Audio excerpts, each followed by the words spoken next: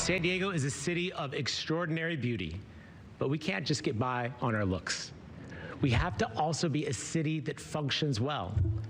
And that means roads that are smooth, sidewalks without trip hazards, streetlights that work, and storm drains that do what they're supposed to do. For years, residents in every corner of this city have said the same thing: take care of the basics. And that is what we are doing. This past year, we resurfaced or repaired 468 miles of roads. We also filled more than 44,000 potholes. That means that my administration has repaired 2,161 miles of roads to date. San Diego Mayor Todd Gloria delivering his State of the City address this afternoon at City Hall, laying out what some of his administration's accomplishments of the year and what's next for San Diego. And it got quite noisy at times, Christina. Actually, he was interrupted several times and people had to be taken out of the city council chambers there. That's right. That's right. And for a look at some of the key takeaways and reaction, we want to bring in Art Castaneras, a political analyst and publisher with La Prensa San Diego. So we want to thank you, of course, for being here. Sure. Obviously, we want to talk to you about the key takeaways, the disruptions, the difference in venue. We want to talk about it all. How much time do we have? As much time as you, okay. want.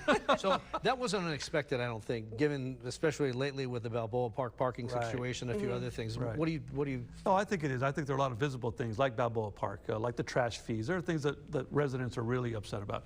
I don't really want to criticize him on things that he promised to do because it's hard to say he's not going to do them. But I think it's fair to look back over the last 5 years and see what he promised and what's happened. My expertise is in public finance. I worked for 13 years for the California State Legislature doing the state budget. So this is my expertise. The city is structurally broke. We have a $250 million or more structural deficit. We have at least $3.5 billion pension fund underfunding, right?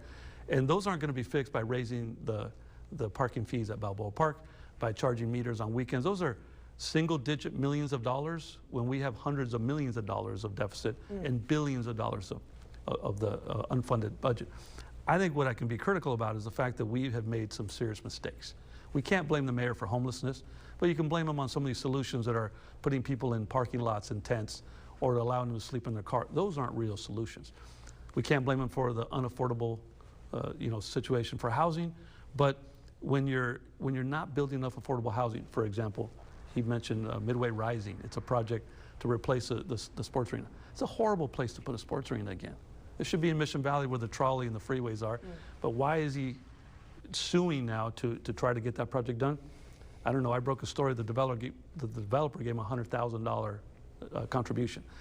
I'm critical about the fact we bought, for example, 101 Ash. $200 million, the building is still empty.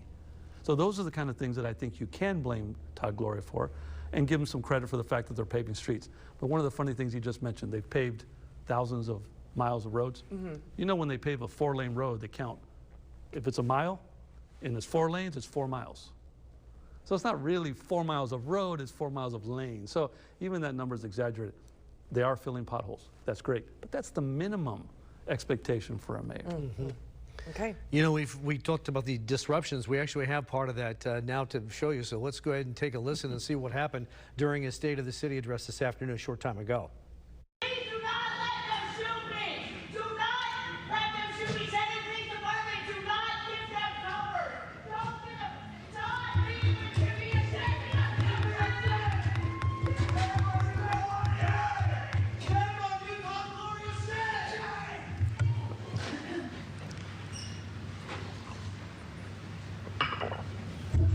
Anyone else?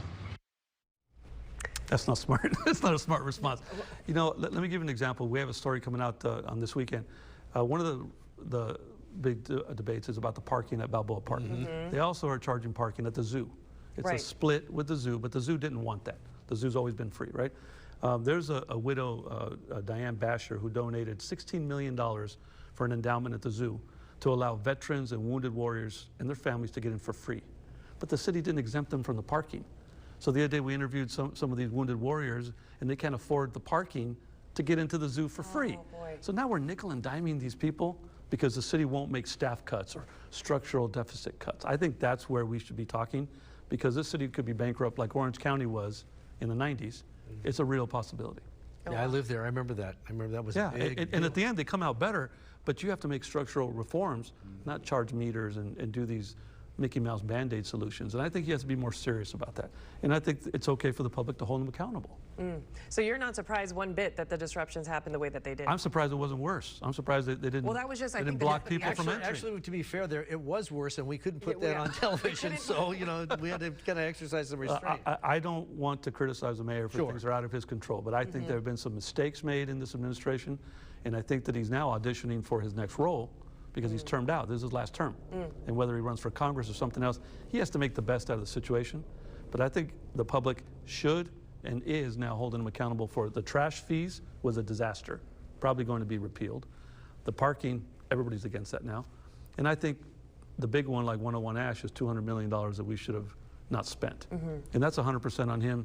As much as Kevin Faulconer started that process, it was Mayor Todd Gloria who bought that building. And you drive by it today, it's abandoned. Can we, well, let's talk about something good here. It was sunny today. Okay, so I mean, this Prop 36 that passed, so Yes. crime for the most part is down, so that's a good thing. Not just in San Diego, it's statewide, but, Yeah, but yeah. again, he doesn't solve that problem, right? It's unfair in politics. Sometimes you get more credit than you deserve and sometimes more blame than you deserve for things, housing, homelessness, crime, right? He doesn't single-handedly do that. That's why I don't pick on him on those things. Yeah, okay. But the things that he made a decision to buy 101 Ash or not, or decide to push the project at Sports Arena or not, those are decisions that are his own. And I think that's fair. The trash, parking meters, parking fees at Balboa Park, those are legitimate concerns. All right. All right. Okay.